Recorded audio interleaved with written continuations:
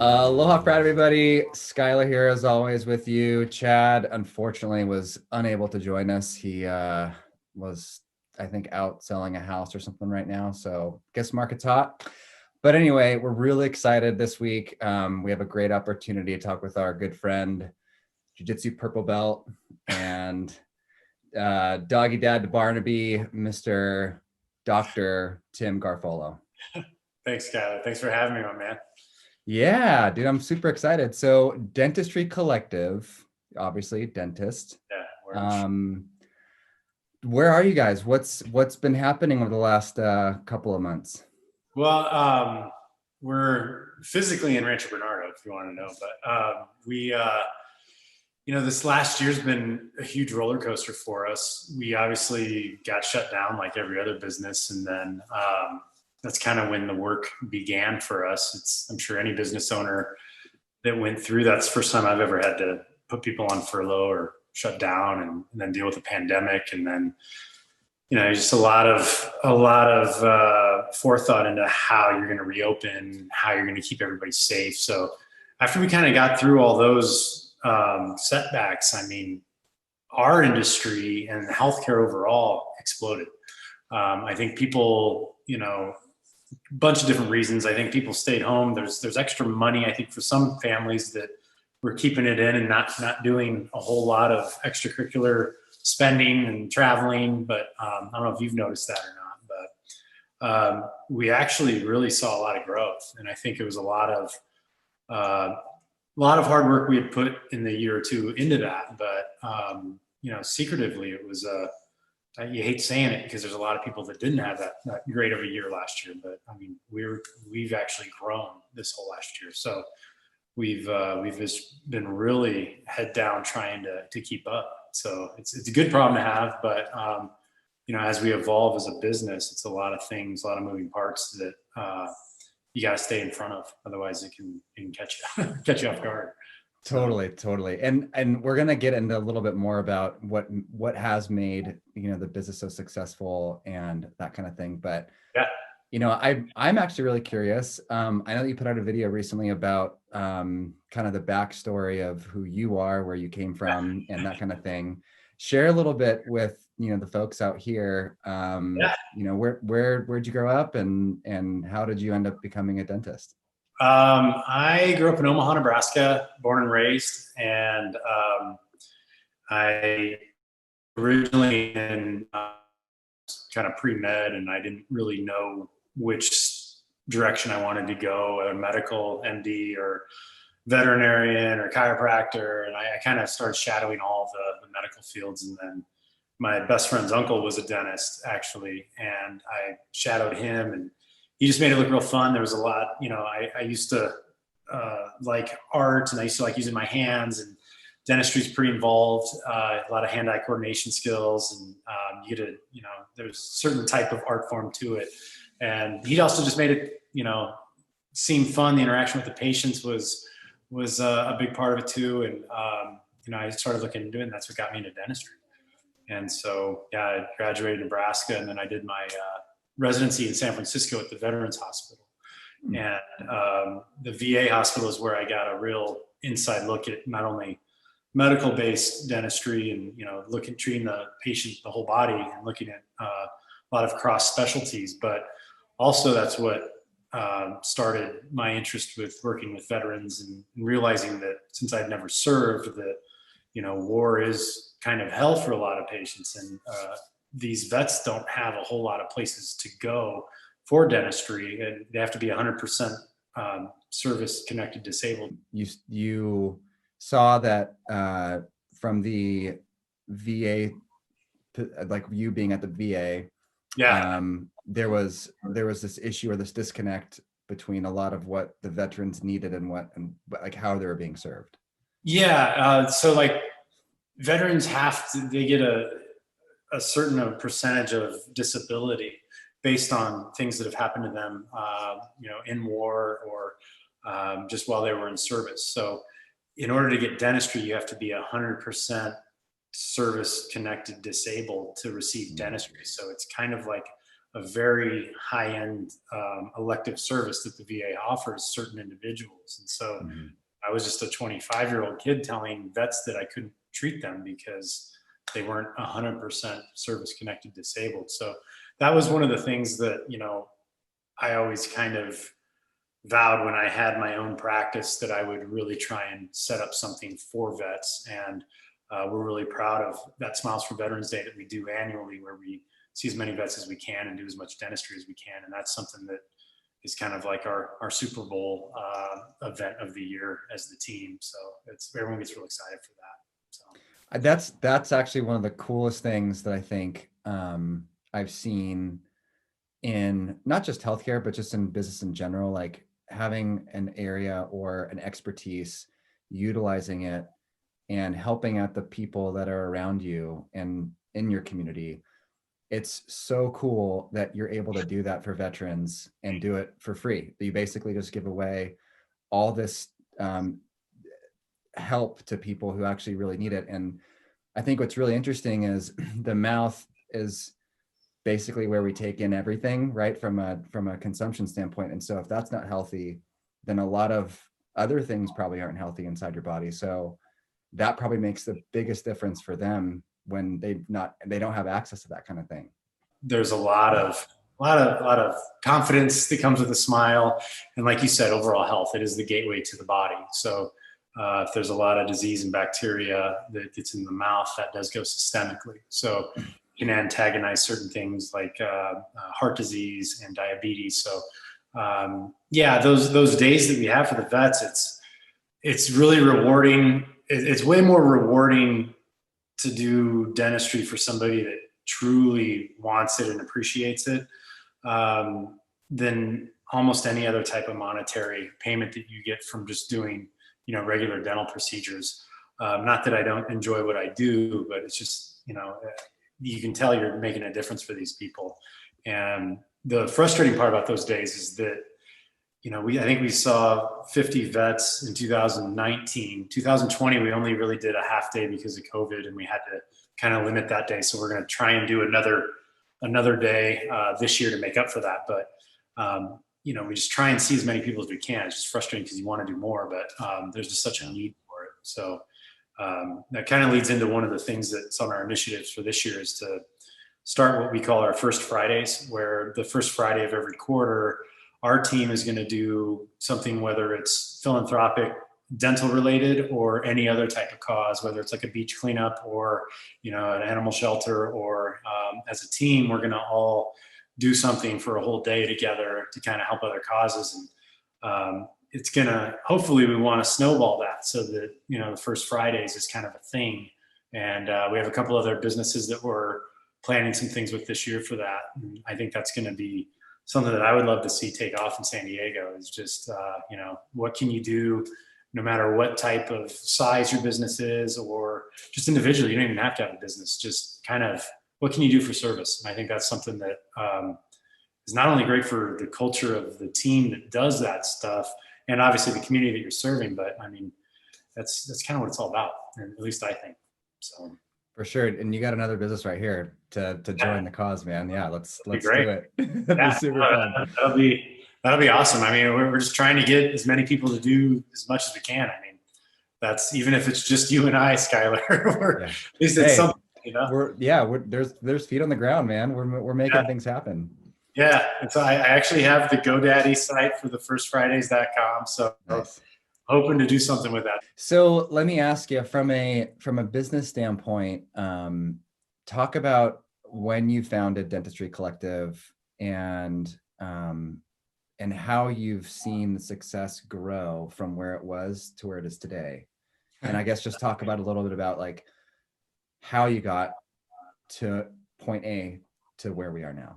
Short answer is lots of failures. And that's something that was, failing was the biggest way to get to where I'm at today. And that's okay. But, dentists were biology majors. And when we get out of practice, I had an opportunity to buy a multi-million-dollar practice, current book of business. And you know dentistry, but you don't know anything about business. You don't know anything about finances, accounting, financial planning, all those things. You don't know anything. You know how to, you know biology and dentistry. And that's about it. So, you're kind of green, and you get taken advantage of. I bought a practice. I had to build out another practice because the landlord was going to double my rent, so I had to move. And then that landlord sued me, so I had to fight that. And then a bunch of, I think I had an embezzlement in my practice with one of the office managers, and just like, I don't know anything about culture. I don't know anything about motivating people. I knew is that I was in about $2 million of debt, and all I knew how to get out of it was just to work hard and harder and work and work. And, I went about it the wrong way, obviously. And when I finally realized that I needed help, I needed to get over myself, and there's a lot of help out there. I had to allow my ego to accept help and change how I viewed the people on my team. I used to have a staff. Now I have a team, and I always joke because I say staff is an infection. You want to have a team, so don't have a staff. But so just a lot of determination and mindset, and kind of changing who you are, and having clear vision of goals, writing those goals down. There is a secret formula that you just got to put in time and effort, but it slowly starts to build on itself, especially when you get the right people on your team. That's the biggest thing, and how you treat those people is the second biggest thing. So that kind of leads for sure. Yeah, I think the way that I kind of see it is, I guess, going along the veteran theme here. Like the Navy SEALs, they have teams, like they're the best operational force in the world. And so every person has a specific role and job, but they're all part of the collective, and they do things together to really, finish the mission and reach their objective. So obviously team is an extremely important piece to someone's success, or a company's, a business's success. What have you found, apart from the people that are in the Dentistry Collective, which I think there's 10 or 12 employees or something? 16 now. Whoa, growing. You weren't kidding when you said last year was a banner year. We put on a clarity retreat, and this kind of answers your other question. What else goes into that besides the team is, last Friday, I pulled everybody out. We found a place where we could socially distance, we call it our kickoff event, or our clarity retreat. The whole office shuts down. And we sat down, we laid out our goals as a team. They weren't my goals. They were our goals on what we wanted to do. Everyone shared what they wanted personally out of the year. Everyone shared, why they come to work and what type of a business they want to come to. Kind of make everybody just really own their position and own the fact that they're part of the business. It's not my business. It's our work home, So it's like we got to make what we want of it, and empowering them to do those things, instead of just changing the dynamic where there's times where I don't even lead. I just sit back and participate. And that's, the more you can do that as a business owner, that's where everyone starts to kind of own it for themselves, and that's when the magic kind of starts to happen. And we all left with specific goals that we had, kind of like in financial planning, you got to start with a goal, right? Mm-hmm. Otherwise you're just on a constant loop. So I'm sure you probably have set goals a lot to your clients. Oh yeah. So those are the things that are important as a team in a business. Is that's how you work as a unit. Like you said, that's a great analogy with the SEAL teams. They move as a unit, as no one's bigger than the unit. And so that's what, as a business owner, you've got to constantly work on making that the environment, and delegating and empowering. And that's, my new goal isn't, to be the greatest dentist in the world. My goal is to be one of the best coaches and mentors for my team, and really develop them as people. And, I think that if you start with that, there's one of my favorite quotes from one of the mentors that we go to, that I've trained with, is he always says, culture eats strategy for breakfast. And that's something that I really think that's there's a lot of truth to that. So hopefully Absolutely. that answers your question. Yeah. No, for absolutely. And like I was explaining, I think teams are a major, they are the successful or the piece of the success behind a business.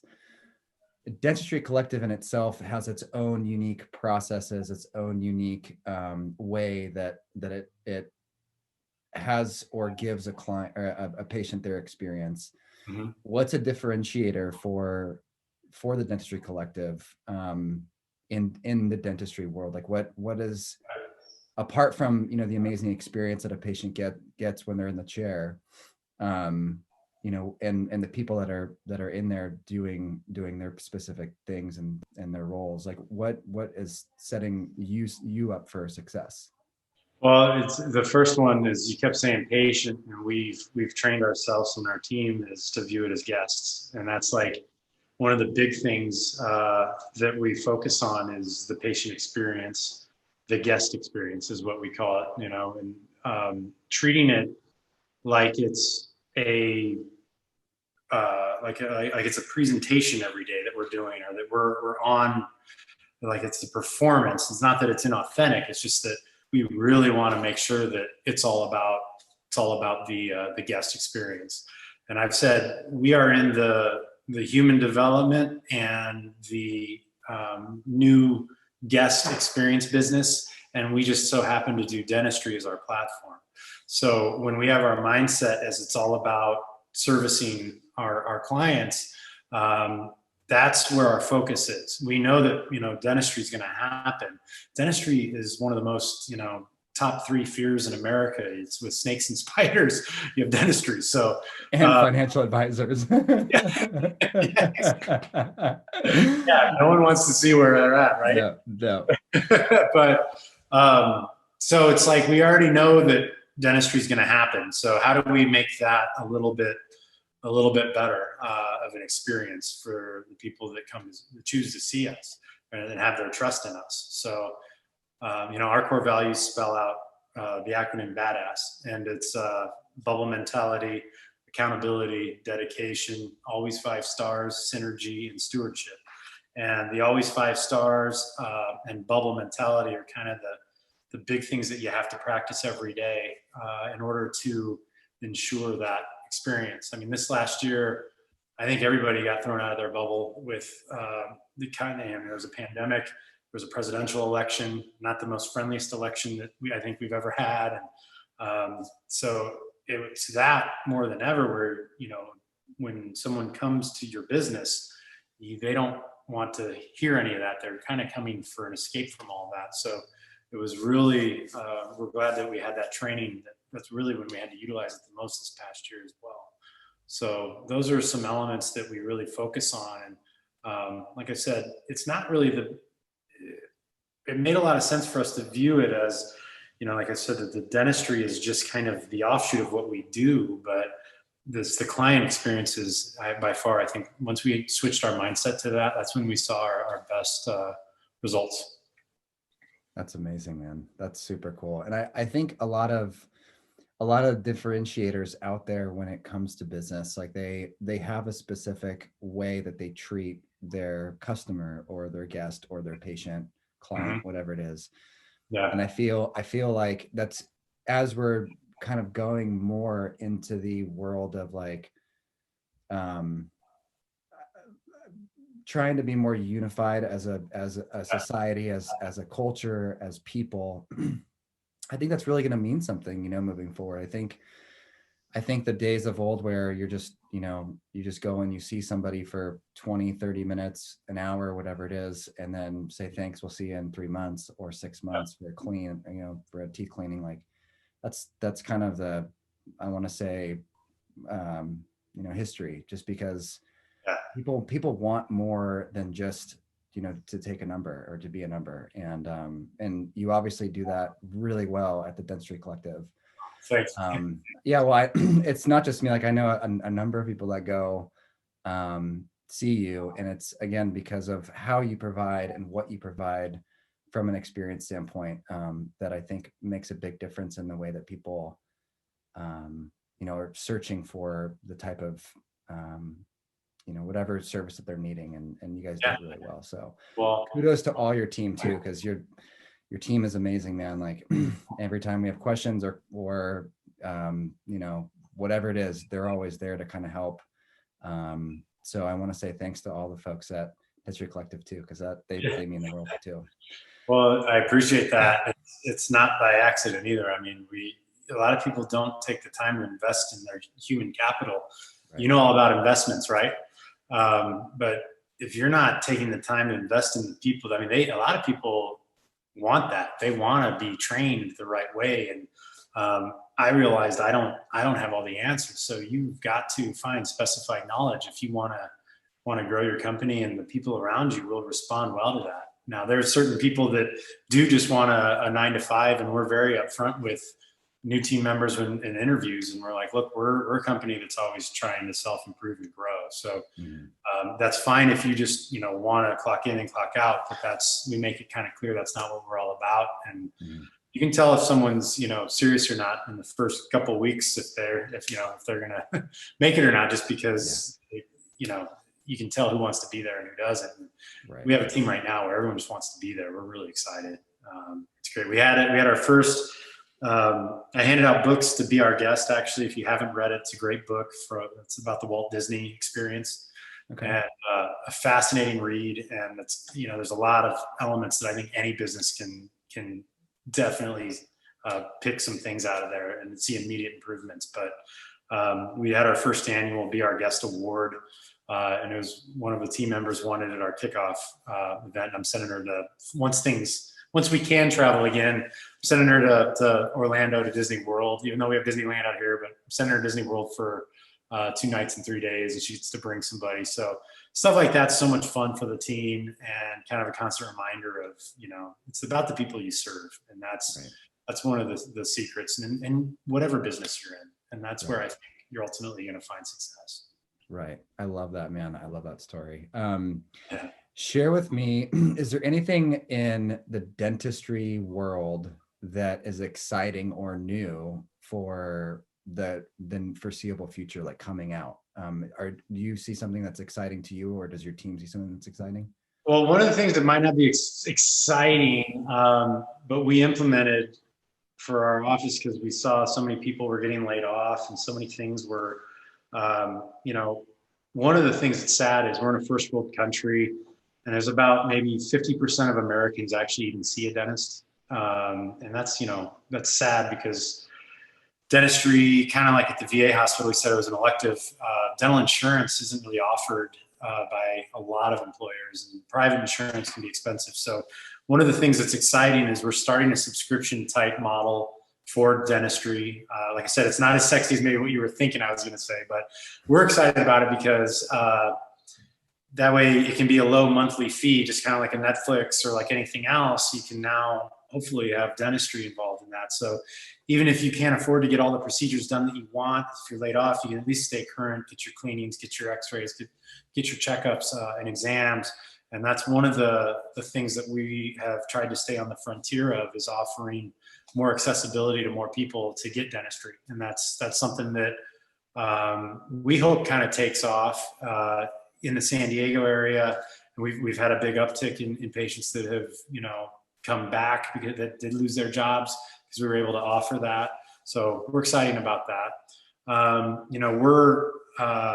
We're what we call CEREC doctors, where we do everything in office as far as like same day crowns, veneers, smiles, all that stuff. So there's just a lot of really cool technology in the CAD world that we already utilize, but where it's going is pretty, and as fast as it's going. I mean, the implant procedures that we do now, pretty much pain-free, very non-invasive, no sutures or stitches, and everything is just getting so much more advanced that dentistry isn't like it used to be. Mm-hmm. And I'm just excited about, fortunately, being able to keep up with it. Because it seems like kind of like in everything, the second you purchase something, you look at next year's models, and you're like, But yeah, we're always trying to do that. You know what I mean? Oh, for sure. Yeah. So I just shelled out like $100,000 for this one machine, and there's an upgrade that you need for next year. It's like, what? Come on, why? Yeah. I mean, like, we mill out our own crowns, and literally last year I bought this milling unit. It's about a $75,000 milling unit, so that we could have two, so that we could do more. And then literally that month they came out with one that could do it in less than 5 minutes. And I was like, they just installed it that week. And I was like, they're like, sorry. And I'm like, oh man.